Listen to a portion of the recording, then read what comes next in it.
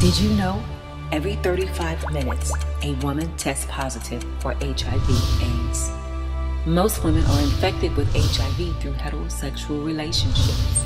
At some point in her lifetime, 1 in 139 women will be diagnosed with an HIV infection. 1 in 526 will be white or Asian. 1 in 217 will be American Indian or Alaskan. 1 in 182 will be Native Hawaiian. 1 in 106 will be Hispanic or Latina.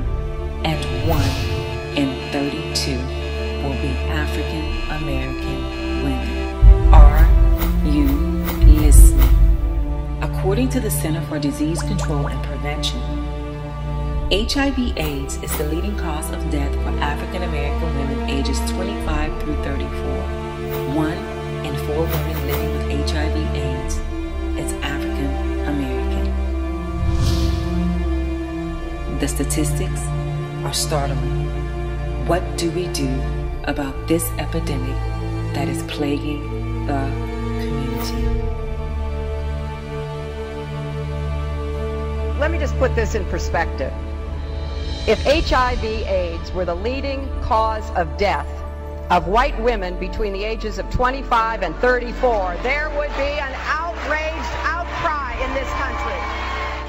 In 1990, Congress enacted a law that has been a vital part of our national strategy to fight AIDS and HIV, the Ryan White CARE Act, which directs support and resources to the people and places most in need throughout our nation. It was an incredible act of compassion, smart decision-making, and bipartisanship. Members in this chamber put aside politics, recognized the seriousness of the crisis, and took action. How far we have come. Unfortunately, though, the recent debate around the Ryan White CARE Act has been marred by misconceptions and mired in politics, and it's time to set the record straight.